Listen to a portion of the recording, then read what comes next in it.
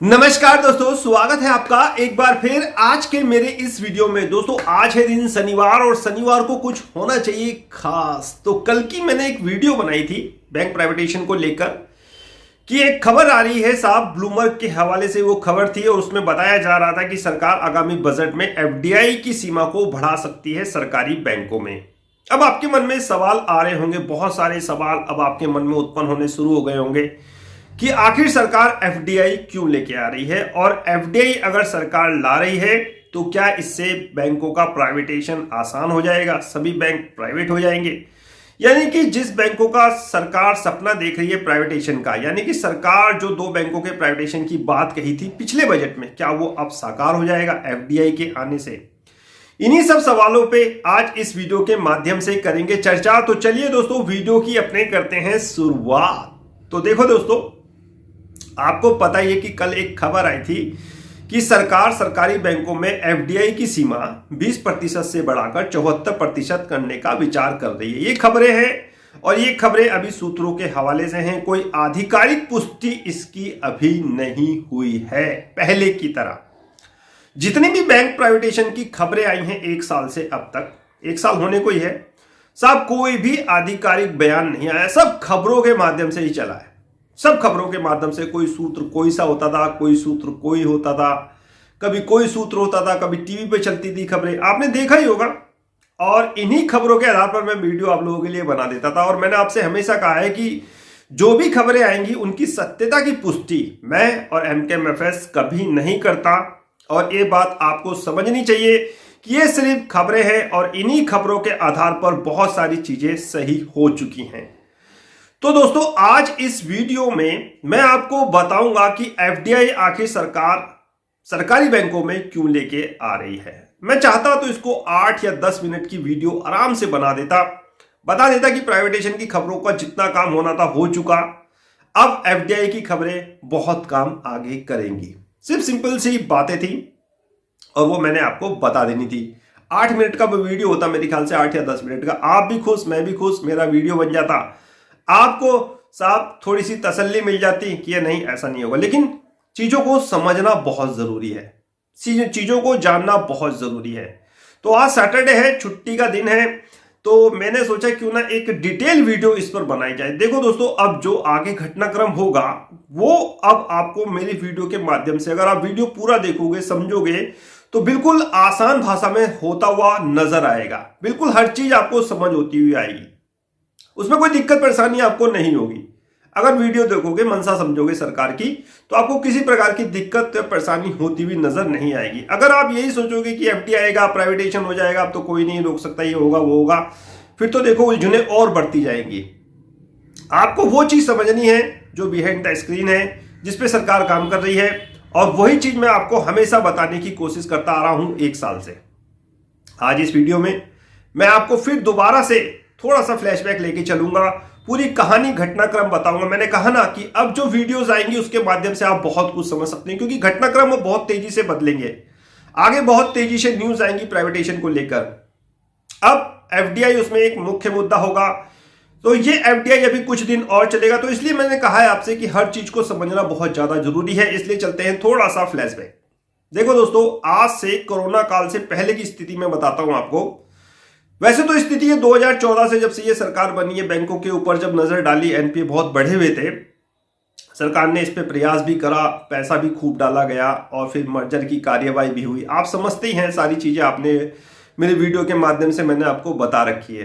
तो बहुत पुरानी ये कहानी है, कोरोना काल से पहले की ये कहानी शुरू हुई थी। बैंकों की आर्थिक स्थिति उस समय इतनी सही नहीं थी। कोरोना काल से भी पहले बैंकों की स्थिति दोस्तों इतनी सही नहीं थी, क्योंकि मैं बहुत बारीक से बैंकों पे नजर रखता हूं। मैं इन्वेस्टमेंट ज्यादातर बैंकों में करता हूं, अपने पोर्टफोलियो का ज्यादा हिस्सा मैं बैंकिंग शेयर पे ले जाने की कोशिश करता हूं। तो इसलिए बैंकों पे मेरी खास नजर रहती है और स्पेशली मैं सरकारी बैंकों को कैच करने की कोशिश करता हूं। तो कोरोना काल से पहले स्थिति बिल्कुल ठीक नहीं थी साहब। सरकार ने इस पे काम करना शुरू करा, पैसे डाले, जहां जैसे भी हुआ इन बैंकों को बचाने की कार्रवाई हुई। पैसे डालने से बात नहीं बनी, फिर मर्जर की कार्रवाई सामने आई। आपने देखा ही होगा कि मर्जर की कार्रवाई 2018 से शुरू हो रही है। सबसे बैंक ऑफ बड़ौदा में पहला मर्जर हुआ था, देना बैंक और विजया बैंक का। तब से ये कार्रवाई दोस्तों शुरू हुई। कार्रवाई चली रही थी, 27 बैंकों को घटा के 12 बैंक सरकार ने कर ही दिए थे। उसके बीच में आ गया कोरोना। सरकार चाहती तो 27 के 27 बैंक एक एक बैंक करके हर किसी को प्राइवेट हाथों में सौंप देती। भाई रिलायंस आप ये ले जाओ, इलाहाबाद बैंक आपका, ओरिएंटल बैंक आपका, यूनाइटेड बैंक आपका। मैं एक एग्जाम्पल दे रहा हूं, इसको गलत मत निकालिएगा। मतलब आपका जो तर्क आता है, आपके जो सवाल आते हैं कि सरकार सब कुछ बेच देगी, ये बैंक इसको दे देंगे, ये बैंक उसको दे देंगे, उसी के रूप में आपको आंसर देने की कोशिश कर रहा हूं, आसान भाषा में समझाने की कोशिश कर रहा हूं। तो सरकार ने मर्जर की कार्रवाई शुरू करी। सरकार चाहती तो एक एक बैंक हर किसी को बांट देती कि ले जाओ भैया, सेल हुई है। यहां तो सेल लगी हुई है, क्योंकि मैं भी देखता रहता हूं। मैं हमेशा वो वीडियो देखता हूं जो काम की वीडियोज होती हैं। समय जो होता है ना आपका, ये बड़ा कीमती है। ये इस जगह आप लगाओ, वो वीडियोस देखो जो काम की हो। तो मैं बहुत जो विद्वान थे उनकी भाषा की जो कह रहे थे कि सब कुछ खत्म हो जाएगा, सेल लगी हुई है, बैंक बिक जाएंगे, ऐसा हो जाएगा, लग भी रहा था। सरकार की स्टेप थे उसके हिसाब से लग रहा था, लेकिन मेरी थिंकिंग कुछ और थी। मैं कुछ और ही देख रहा था इसमें। मैंने कहा ना आपसे, बाजार को और सरकार को मैं बिहाइंड द स्क्रीन देखने की कोशिश करता हूं। मुनाफा क्यों नहीं होता है? डेफिनेटली होता है। चाहे बाजार होगा, डेफिनेटली मुनाफा होगा। कितना होता है वो स्क्रीनशॉट से आपको पता चल जाता है, जो स्क्रीनशॉट में भेजता हूं। मर्जर की कार्रवाई शुरू हो रखी थी, पैसे डालते डालते सरकार थक गई थी, ठोस कदम उठाया जा रहा था। मर्जर की कार्रवाई शुरू हो चुकी थी। कोरोना काल से पहले की बात मैं बता रहा हूं। बीच में आ गया कोरोना 2020 में। मर्जर की कार्रवाई रुक गई। अब मर्जर की कार्रवाई क्यों रुकी? क्योंकि दोस्तों बिना देखो जांच पड़ताल के किसी बैंक के साथ मर्ज नहीं किया जा सकता। बहुत सारे सर्कल होते हैं, उन सर्कल के आधार पर फिट जो बैंक बैठता है, जो बैंक किसी बैंक की वित्तीय स्थिति का बोझ उठाने में सक्षम होता है, तभी जाके उसका मर्जर हो पाता है। मर्जर की कार्रवाई क्यों रुक गई? सरकार को डर था कि आगे कोरोना आ गया है, एनपीए और बढ़ेंगे। मर्जर की कार्रवाई वहीं तक साहब रुक गई। वो 6 बैंक रह गए मर्ज होने में। आपको पता है कि 6 कौन से वो बैंक है। मर्जर की कार्रवाई रुक गई थी। कोरोना हमारे देश में आ चुका था। अब क्या किया जाए? अब ऐसी क्या स्थिति को उत्पन्न किया जाए कि इन बैंकों को बचाया जा सके? सरकार ने पैसे डालने से मना कर दिया था, डाल नहीं थी सरकार, लेकिन वो पैसा वैक्सीनेशन में और जगह जरूरत पड़ रही थी। कोरोना काल में स्थिति भयानक थी। आपने देखा होगा, राशन में, दवाइयों में, मेडिकल इंफ्रास्ट्रक्चर में, बहुत जगह साहब सरकार को पैसे की जरूरत पड़ी थी। अब सरकार जब बैंकों में ये पैसा डाल देगी तो किस तरह अपने देश का वो विकास करती, किस तरह कोरोना की लड़ाई वो जीतती? लेकिन नहीं साहब, चलिए कोई बात नहीं, ये बहुत बड़ी कहानी है। मैं तो आपको बहुत संक्षेप में, बहुत छोटे रूप में सुना रहा हूं। आप समझने की कोशिश कर गए तो बहुत अच्छा, और नहीं तो फिर साहब व्हाट्सएप कन्वर्सेशन आप लोगों के लिए है, वहां जुड़िए, वहां जानने और समझने की कोशिश करिए। तो साहब मर्जर की कार्रवाई रुक गई थी। सरकार को पैसे की आवश्यकता थी, वो पैसा कहीं और सरकार को लगाना था। तो अब सरकार क्या करे? एक तरफ सरकार पैसा भी नहीं डाल सकती थी बैंकों में, मर्जर भी रुक गया था। सरकार के पास क्या विकल्प थे? सरकार के पास बहुत विकल्प हैं दोस्तों। मैंने आपसे शुरू में कह रखा है, बहुत विकल्प हैं। वो कुछ करे ना, फिर भी उसके शब्दों के द्वारा बहुत कुछ हो जाता है। एक कमेटी का निर्णय हुआ होगा। एक फाइनेंसिंग जो प्लानिंग करती है कि सरकार ने पूछा हो भाई क्या करा जाए। सरकार के बहुत नुमाइंदे होते हैं, बंदे होते हैं, बहुत नॉलेजेबल बुद्धिजीव लोग होते हैं। ऐसा नहीं है कि सरकार जो चीज सोची नहीं, सरकार के पहले बहुत सारी कमेटियों का गठन करना पड़ता है, बहुत सारी चीजें सोचनी समझनी पड़ती है, और बहुत सटीक कमेटी ने जो फाइनेंसिंग प्लानिंग गजब की हो रही होगी ना, जिसने गजब की फाइनेंसिंग प्लानिंग की होगी, उसने कहा होगा कि सरकार बैंकों का प्राइवेटाइजेशन कर दे या ना कर दे अलग बात है। जोर तो पड़ेगा, दिक्कत परेशानी तो होगी, लेकिन मात्र अगर सरकार यही कह दे कि 2 सरकारी बैंकों का प्राइवेटाइजेशन होगा तो बहुत कुछ सही हो सकता था। ये एक कमेटी ने सुझाव दिया होगा सरकार को। ये मेरे अपने खुद के पर्सनल व्यूज है। क्या हुआ होगा, क्या नहीं हुआ होगा, ये तो देखो ईश्वर ही जानता है या सरकार ही जानती है। मैं तो सिर्फ आपको एक अपना अनुमान बता रहा हूं कि किस आधार पर मैंने IOB, UCO bank, central bank, SBI बहुत नीचे के रेट पे मैंने इनको पकड़ा था, यही सोच के कि सरकार जरूर कुछ इसमें बड़ा करेगी, इनको बाय कर लो, और अपने क्लाइंटों को मैंने बाय करवा दिए थे। बहुत अच्छा उन्होंने मुनाफा कमाया। क्यों? सिर्फ मैंने आपसे कहा ना, बैंकों में मेरी सरकारी स्पेशली बैंकों पे मेरी बहुत गहरी नजर रहती है, पैनी नजर जिसे बोल सकते हैं, और इन्हीं के आधार पर मैंने 10-11 में आईओबी खरीदवा दिया था, एसबीआई 165 पे खरीदवा दिया था, सेंट्रल बैंक 145 पे खरीदवा दिया था, बहुत सारे बैंक खरीदवा दिए थे। चलिए वो एक अलग मैटर है। उस फाइनेंसिंग प्लानिंग कमेटी ने सरकार को एक निर्णय दिया हुआ कि सरकार सिर्फ कह दे कि प्राइवेटाइजेशन कर रही है, प्राइवेटाइजेशन करेगी, 2 बैंकों का होगा नहीं होगा बात की बात है, होगा या नहीं होगा वो बात की बात है, सिर्फ सरकार के शब्द ही काम कर जाएंगे। हुआ भी वही, लेकिन इसके लिए एक बड़ा प्लेटफॉर्म चाहिए था।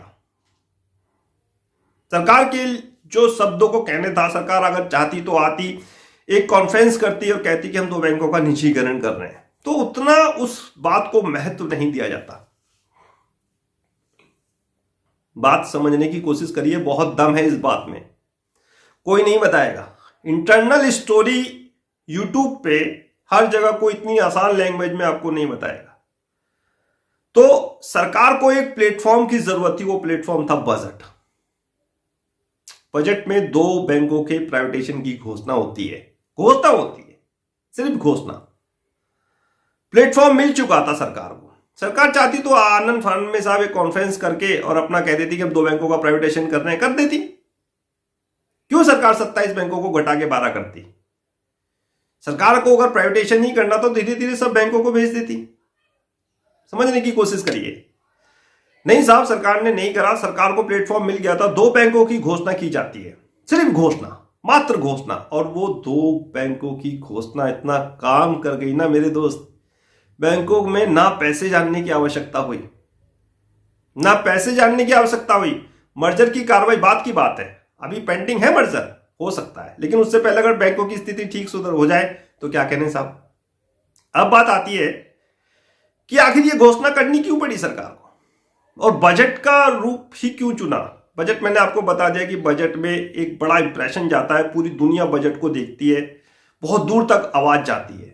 तो बजट प्लेटफॉर्म सही था ये घोषणा करने के लिए कि 2 बैंकों का निजीकरण किया जाएगा, सिर्फ 2 बैंकों का।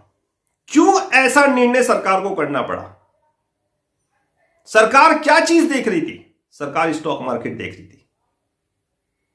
सरकार ने जो पैसा बंद किया हुआ था बैंकों में डालने के लिए, वो पैसा कहीं ना कहीं से तो आना था।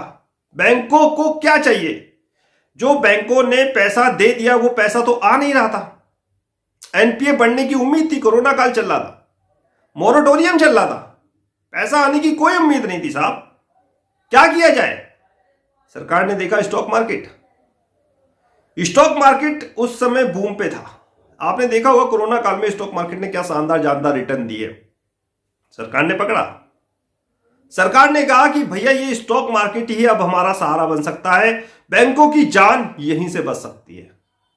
समझ रहे हैं बात को? बात समझिए, गहराई की बातें हैं, बहुत इतनी गहराई की भी नहीं है कि आप नहीं समझ सकते। सरकार ने देखा कि स्टॉक मार्केट अब सहारा है, डेफिनेटली सरकार को लगा कि सिर्फ घोषणाएं अगर काम कर गई, अगर मैंने 2 शब्द ही कह दिए और शेयर मार्केट का हमें सहारा मिल गया तो इन बैंकों की आर्थिक स्थिति जरूर सही हो जाएगी। क्यों हो जाएगी वो भी बताऊंगा, क्यों हो जाएगी वो भी मैं बताऊंगा।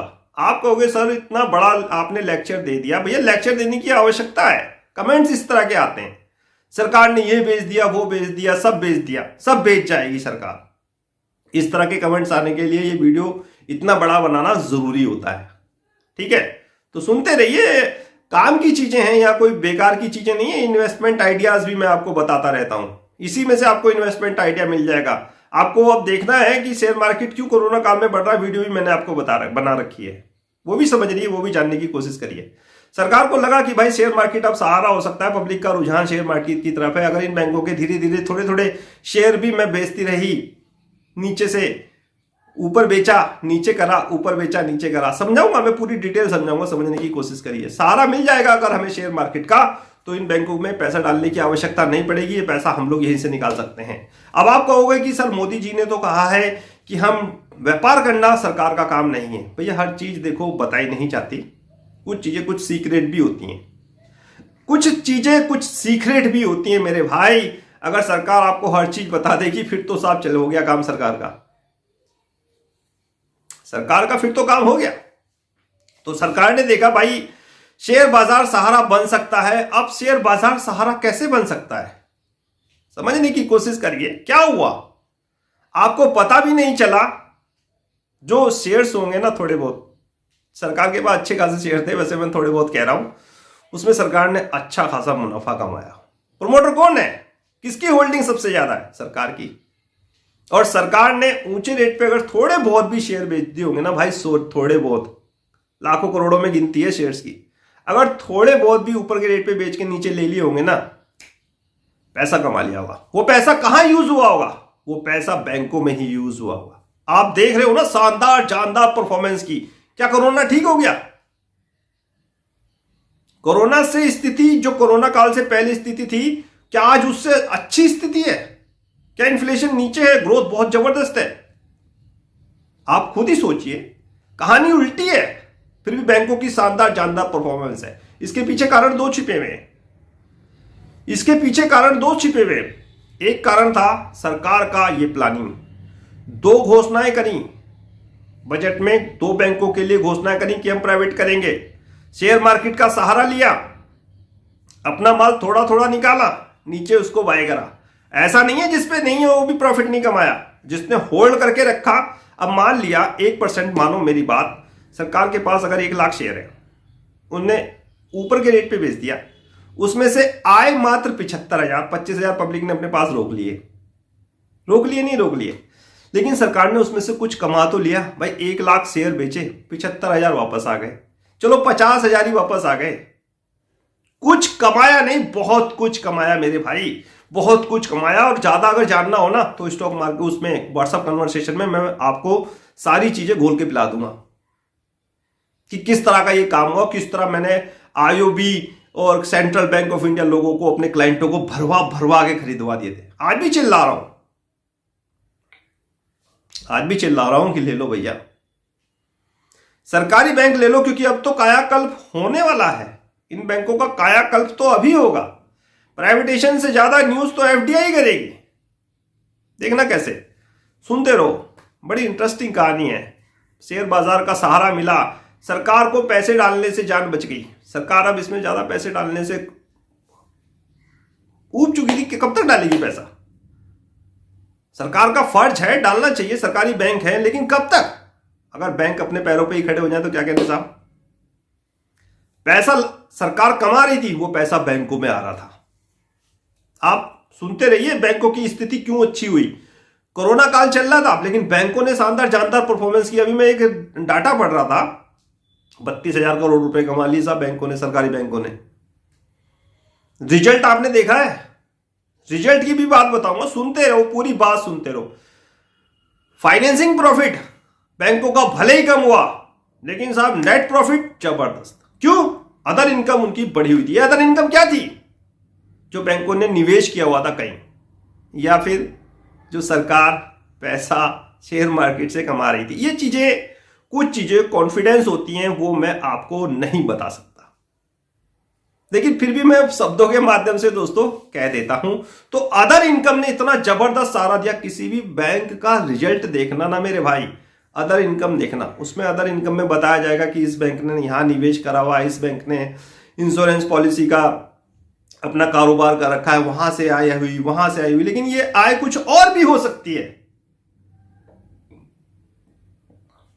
समझने की कोशिश करो। ये आय कुछ और भी हो सकती है, और वो आय क्या है वो मैं आपको व्हाट्सएप कन्वर्सेशन में बता दिया है। कई बार चिल्ला चिल्ला के समझा चुका हूं कि ये अदर इनकम ही बैंकों की साहब जान बचाने में कामयाब हो गया। और ये अदर इनकम कहां से आई, वो अभी अब कुछ देर पहले मैंने आपको शब्दों के द्वारा बताई। पैसा आ रहा था, भले ही सरकार का काम ट्रेडिंग करने का नहीं है, लेकिन ट्रेड हो रहा था। ऊंचे दामों पे शेयर्स बेचे जा रहे थे, नीचे लिए जा रहे थे। ये ऊपर डाउन फ्लैक्चुएशन ऊपर बाजार शेयर प्राइस जो ऊपर चले जा रहे थे फिर नीचे आ रहे थे, ऊपर चले जा रहे थे फिर नीचे आ रहे थे। Buy and dip, sell on rise की स्ट्रेटेजी मैं क्यों अपना रहा था, इसीलिए अपना रहा था, ये सारी चीज सोच के प्लानिंग करके ही buy and dip, sell on rise में सरकारी बैंकों में आपसे कह रहा था काम हो रहा था। प्राइवेटेशन की न्यूज दबा के काम कर रही थी। 1 साल तक यही चला, खूब सारा पैसा सरकार के पास इकट्ठा हो गया। ये सरकार ने दोबारा से इन्फ्यूजन कर दिया, किसमें, सरकारी बैंक। काम हो गया, सरकार को पैसे डालने की जरूरत भी नहीं पड़ी, पैसा आ भी गया और दोबारा से बैंकों में पैसा वो डल भी गया। किसका पैसा था ये, किसका पैसा था? जिन्होंने शेयर्स खरीदे उनका पैसा था। ये मेरा और आपका पैसा था। हमें भी प्रॉफिट हुआ, हमने रोक लिए। मैंने कहा ना, अगर 1 लाख सरकार ने शेयर बेचे होंगे और वापिस 50,000 ले लिए होंगे तो 50,000 रुके होंगे। वो 50,000 जिन्होंने रोके होंगे उनको प्रॉफिट हो रहा होगा। सरकार ने भी कमाया, पब्लिक ने भी कमाया, सबने कमाया। लेकिन उन्होंने कमाया जिन्होंने धैर्य से रखा, सरकारी बैंकों पे विश्वास जताया। जो बैठ के निकल गए, जो दूसरी जगह से पैसा ला रहे थे, जो उधार पे पैसा ला रहे थे, जो इधर से उधर से ब्याज पे पैसा लगा के बाजार में लगाते हैं ना, वो तो बेचना ही, उन्हें तो बेचना ही बेचना पड़ता है मेरे भाई। जो ऑप्शंस में फ्यूचर में काम हो रहा था ना, वो तो बेचना ही बेचना पड़ेगा। काम हो रहा था पैसा कमाने का, मकसद सरकार का पैसा कमाना था, वो पैसा आ रहा था। 1 साल तक प्राइवेटेशन की न्यूज ने ये जबरदस्त काम किया। कोरोना काल चल रहा था। अब कोरोना काल में स्थिति थोड़ी सी सुधरने लगी, बैंकों ने जबरदस्त शानदार परफॉर्मेंस की। कारण मैंने पहला आपको बता दिया कि पैसा सरकार के पास इस तरह आ रहा था। अब दूसरा कारण सुनिए साहब, कोरोना काल में बैंकों की परफॉर्मेंस, एक तरफ पैसा सरकार के पास आ रहा था, वो सरकार बैंकों में डाल ली थी। शेयर मार्केट इसका एक जरिया था। लेकिन उसके बावजूद भी सरकार ने देखा कि बैंकों ने शानदार परफॉर्मेंस करी। सरकार ने क्या, बल्कि सभी देख रहे हैं कि बैंकों ने आखिर क्यों शानदार परफॉर्मेंस कर दी कोरोना काल में। ऐसा क्या हो गया मेरे भाई कि कोरोना काल में बैंकों ने शानदार परफॉर्मेंस कर ली, एसेट क्वालिटी इंप्रूव होने लगी। बस यही तो खेल है मेरे भाई, यही तो खेल है। सरकार का जो डंडा चला ना एनपीए पे, बड़े बड़े जो उद्योगपति माल समेट के बैठे थे, बड़े बड़े उद्योगपति, रिकवरी जब शुरू हुई, सरकार का डंडा चला, एनपीए की रिकवरी हुई, एनपीए कम हुए, पैसा बैंकों पे इधर से भी आ गया। सुधरनी थी हालात तो भैया, हालात तो सुधरने ही सुधरने थे। एक तरफ सरकार की प्लानिंग, वो प्लानिंग शेयर मार्केट की, और एक तरफ एनपीए की रिकवरी की प्लानिंग, जबरदस्त काम कर गई। बैंकों ने शानदार परफॉर्मेंस कोरोना काल में कर दी। दोनों तरफ से बैंकों के पास पैसा आ गया। सरकार की तरफ से भी पैसा आया, किस तरह वो मैंने आपको बता दिया। एनपीए के रूप में भी बैंकों के पास पैसा आ गया। जब डंडा टाइट हुआ ना बड़े बड़े उद्योगपतियों से, माल्या, नीरव मोदी से भी, अभी आपने देखा होगा, अभी एसबीआई की अगुवाई में कुछ बैंकों ने साहब एसआर के स्टील की और ऐसा भूषण स्टील का भी, एनसीएलटी में जो केस वगैरह चल रहे थे, मैं आपको सारी चीजें बताता रहता हूं व्हाट्सएप पे, बहुत सारी रिकवरी हुई है साहब, बड़े बड़े लोन की रिकवरी हुई है। ये पैसा कहां गया? ये पैसा बैंकों में आया। समझ रहे बात को? तो बैंकों को दो तरफ से फायदा हुआ मेरे भाई। एक तरफ प्राइवेटेशन की न्यूज ने जबरदस्त काम किया 1 साल तक, दूसरी तरफ एनपीए को रिकवर करने का सरकार ने जबरदस्त एक्शन प्लान तैयार किया, और दोनों ने साहब इतना जबरदस्त बूस्टर डोज दिया कि बैंकों की शानदार स्थिति होनी थी। तीसरी तरफ अभी और सुनिए, कहानी पिक्चर अभी बाकी है मेरे दोस्त। बैड बैंक की स्थापना हो रखी है, उधर बैड बैंक की स्थापना हो रखी है। वो बैड बैंक का जो पैसा होगा ना, वो सरकार ने पहले ही इकट्ठा कर लिया है। बैड बैंक जो इनके एनपीए खरीदेगा ना, बैड बैंक किसका? सरकार का। सरकारी बैंक किसके? सरकार के।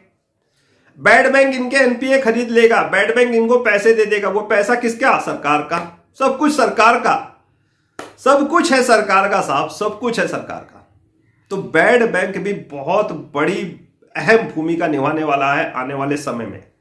तो दोस्तों, प्राइवेटेशन की न्यूज, एनपीए की रिकवरी, बैड बैंक का सहारा, जबरदस्त काम कर रहे हैं अब बैंकों में साहब, रिसाइकलिंग के ऊपर जाने के। प्राइवेटेशन की न्यूज ने काफी हद तक काम करा था, 1 साल तक दबा के काम किया था प्राइवेटेशन की। जो काम करना था वो कर चुकी था, जितना काम सरकार ने सोचा था ना उतना काम कर दिया सरकार। प्राइवेटेशन की न्यूज ने उतना काम कर दिया, लेकिन ये कब तक चलेगी मेरे भाई? आप ये बताओ, ये खबरें प्राइवेटेशन हुआ नहीं, खबरें खबरें, मेरी भी वीडियो, आप पता नहीं कितनी वीडियो आ रही है, सरकार का भी स्टेटमेंट कोई मर्ज करेंगे, ये है वो है, हम नहीं कर रहे प्राइवेट, हम अगले साल करेंगे, नेक्स्ट फिक्सल ईयर में करेंगे, ऐसा हो जाएगा वैसा हो जाएगा, 2 बैंक आ गए, शॉर्टलिस्ट हो गया, ये हो गया, फलाना हो गया, बहुत सारी कंफ्यूजन। लेकिन फिर क्या हुआ, 1 साल तक ये खूब चला, झेला आपने, सामर्थ्य है आपका, आप अच्छी तरह इस बात को समझ गए होंगे कि सरकार की प्लानिंग क्या है। इस वीडियो के माध्यम से तो आप समझ ही गए होंगे। 1 साल तक खूब न्यूज चली, दबा के न्यूज चली, काम भी अच्छा करा है न्यूज ने। अब ये न्यूज में इतना दम नहीं था, ये न्यूज अब थोड़ी सी साहब दिक्कत परेशानी कर रही थी। अब कुछ ट्विस्ट लेके आओ इस बाजार में, कोई ऐसी खबर लेके आओ धमाकेदार जो आने वाले समय में फिर से सहारा मिल सके बैंकों का। इस बैंकों को इतनी ऊपर ले जाएगी ये सरकार बैंकों को, सरकारी बैंकों को स्पेशली, कि आप यकीन नहीं करोगे कि इन बैंकों के टारगेट क्या होंगे। थोड़ा कोरोना का कूल डाउन हो जाने दो मेरे भाई, वो देश वो चीज होगी, देश वो चमकेगा कि आप यकीन नहीं करोगे। रिलायंस को देखो जाके, कितना जबरदस्त इन्वेस्टमेंट कर रहे हैं। हर अदानी को समझो साहब, हर वेदांता को देखो, टाटा को देखो, पहले इन कंपनियों को स्ट्रांग बनाया गया। कहां से? स्टॉक मार्केट से। इनके पास पैसा आया, यही पैसा अब दोबारा से भारत में इन्वेस्ट हो रहा है। कोई बिक नहीं रहा, कोई संस्था ना पहले बिकी ना अब बिकेगी। अब एयर इंडिया के एग्जाम्पल आने लगेंगे कि सर एयर इंडिया को तो बेच दिया। अरे भाई, एयर इंडिया को टाटा ही नहीं तो खरीद लिया, क्या हो गया अगर एयर इंडिया को टाटा ने खरीद लिया तो? टाटा हमारे देश की कंपनी है, कोई बाहर विदेशी कंपनी अगर खरीदती तो उससे अच्छा तो अपने देश की टाटा ने खरीद लिया। साहब सैल्यूट है। टाटा अगर खरीदती है ना तो गर्व, सीना गर्व से चौड़ा हो जाना चाहिए लोगों का। अरे टाटा ने खरीदा, अपनी देश की एयर इंडिया की जान बचाई, कंगाली नहीं हुआ, बैंकक्रप्ट नहीं हुई एयर इंडिया, बिकी नहीं, उसको टाटा ने बचा लिया। समझने की कोशिश करो मेरे भाई। तो दोस्तों, प्राइवेटेशन की न्यूज ने बहुत काम कर दिया था। अब कुछ एक नया ट्विस्ट लेके आना था। जिस प्रकार पहले बजट में प्राइवेटेशन की खबरों ने काम किया, अब नेक्स्ट बजट आ रहा है, प्लेटफॉर्म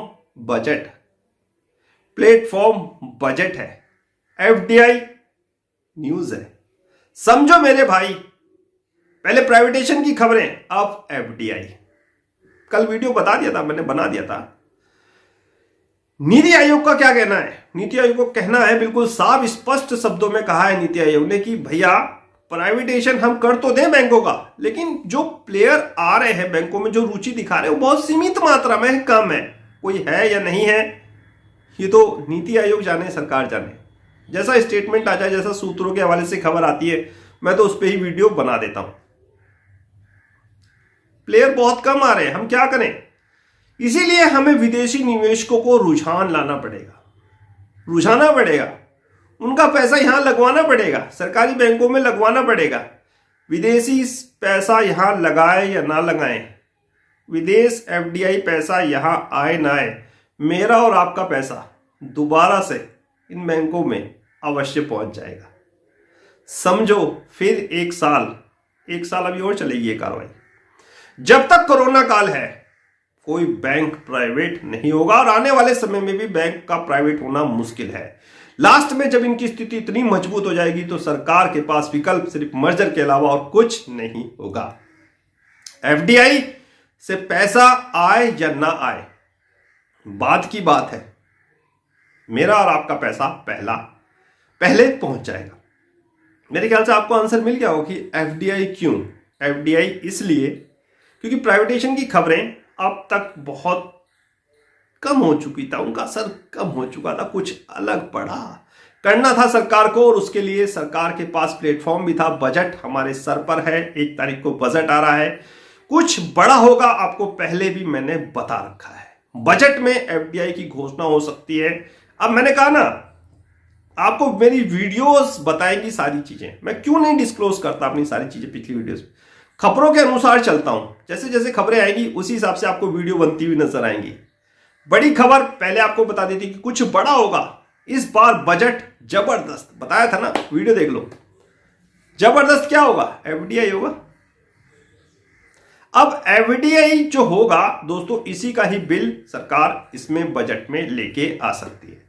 अब आपके मन में सवाल होगा, आपके मन में क्या होगा, क्या सर एफडीआई के बाद एफडीआई जब आ जाएगा क्या बैंकों का प्राइवेटाइजेशन हो जाएगा, सरकार अपनी हिस्सेदारी कम कर लेगी? मैंने आपसे क्या कहा है, बजट को ध्यान में रखिए। बजट में जो बिल होगा वो बहुत इंपॉर्टेंट होगा, उसमें बहुत सारी चीजें क्लियर होंगी। नेक्स्ट वीडियो में जो कल का वीडियो होगा वो भी बहुत इंटरेस्टिंग होगा, उसमें मैं आपको बताऊंगा क्या एफडीआई आने से बैंकों का प्राइवेटाइजेशन आसान हो जाएगा, क्या बैंक प्राइवेट हो जाएंगे।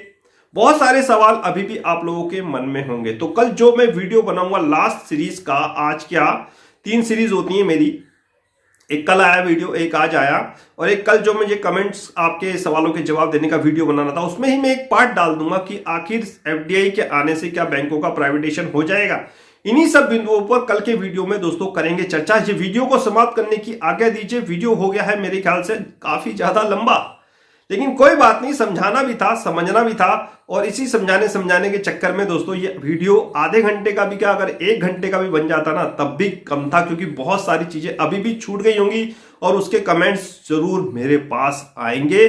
मैं तैयार बैठा हूं आपके व्हाट्सएप पे उनका आंसर देने के लिए। प्लानिंग को समझो, प्लानिंग को ही समझ के इस बाजार में निवेश करो, सरकारी बैंकों पे फोकस करो। ये बैंक अभी यहां से बहुत ऊपर जाने का दम रखते हैं। और मुझे आज्ञा दो आज का वीडियो समाप्त करने की। मुलाकात होगी कल फिर किसी नेक्स्ट वीडियो में, वो नेक्स्ट वीडियो भी देखना जरूर, क्योंकि साहब उसमें मैं बहुत सारी चीजें खोलूंगा आप लोगों के लिए, यानी डिस्क्लोज करूंगा बहुत सारी चीजें। क्या एफडीआई आने से बैंकों का प्राइवेटाइजेशन हो जाएगा, क्या सरकार पूरी अपनी हिस्सेदारी बेच देगी, सरकार अगर पूरी हिस्सेदारी बेच देगी मैनेजमेंट कंट्रोल किसके पास रहेगा। तो इन्हीं सब बिंदुओं पर कल के वीडियो में करेंगे चर्चा। आज का वीडियो समाप्त यहीं पर होता है, मुझे आगे दीजिए वीडियो समाप्त करने की। मुलाकात होगी किसी नेक्स्ट वीडियो में किसी नए टॉपिक के साथ, तब तक कीजिए इंतजार। फाइनली नमस्कार।